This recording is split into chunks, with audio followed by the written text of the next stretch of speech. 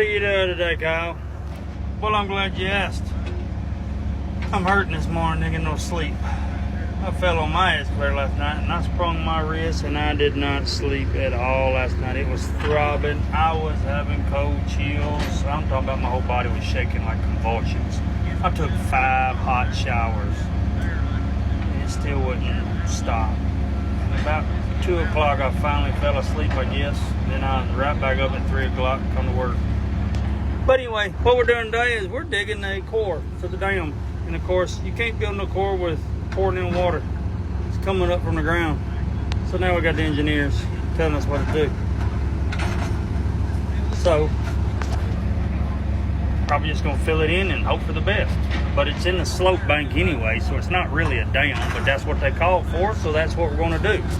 Try and put 2 foot of fill in there, compact it, and then we'll start doing our lifts and get it tested. But that's what they call for, so that's what we're gonna do. But they'd make the final call on what to do. But I pulled 1 bucket full, and all of a sudden water started gushing in. So we will have to just figure out what they want to do with it. Keep on digging, but you see the water bubbling up out of it. It's consistently running in there. I done dipped it out 5 times, and it ain't but maybe 3.5 inches deep. And I try and take about 3 inches out each time, and it just fills up. By the time I get swung back around, it's already filled back up, and it's steadily just rising. So I'll let you know when we make a decision. Well, we hit water again, and I'm only about a foot deep over here. The other was about 4 foot. So I got a bucket full of water I just cleaned out, so you can take a picture and you can see the water it's just running in, bubbling. But anyway, we're just gonna cover it up and we're not gonna do the dam.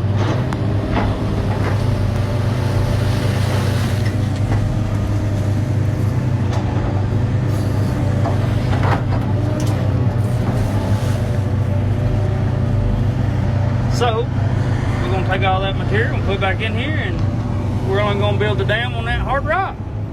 That's all we can do.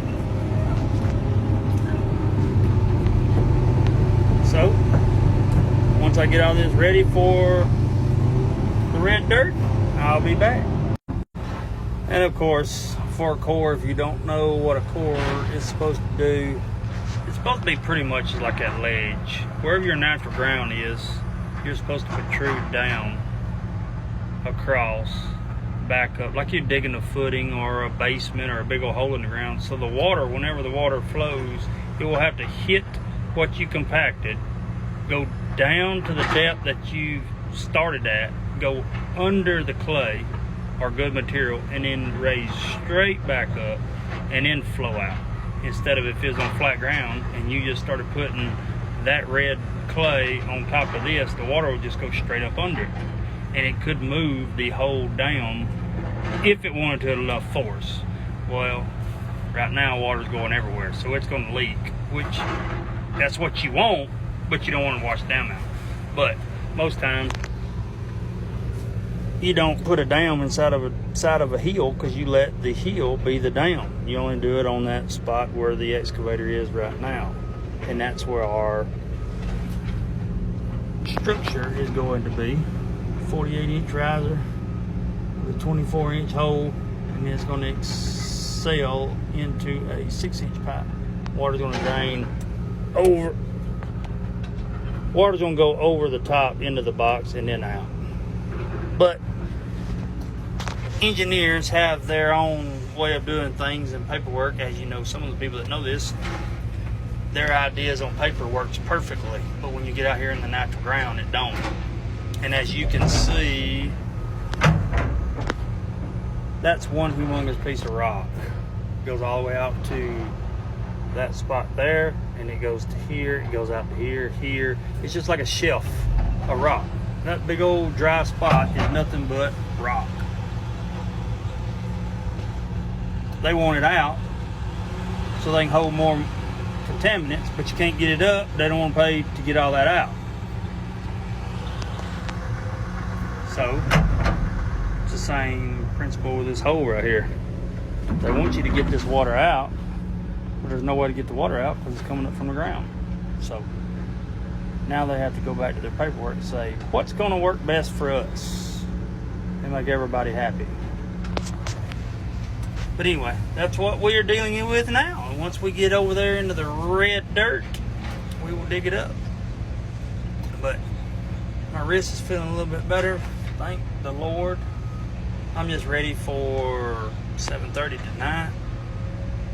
I believe my son's senior night walkout is going to be at 7, so I'm just ready for that to get here.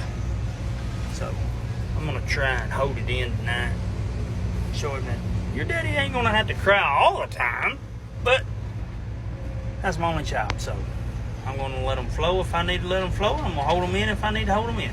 But anyway, we're going to get back to it.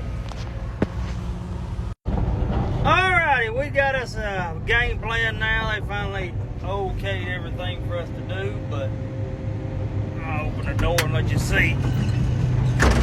They're going to let us just use the existing bank over there that I dug out. What was going to be the core. They're going to let us use that as existing, so it's going to be kind of like a big L. And then all we're going to do is we're going to fill as if this was part of the pond. We're just going to fill from there over with the core, since the water is going to be exiting right there. So we will just take the slope and slope it up all the way, and then we will fix the interior of the pond. So we're going to get set up on this red dirt and start loading out some dump trucks. Alright, well, I'm set up. I'm just waiting for them trucks to notice that I'm over here, waiting for them.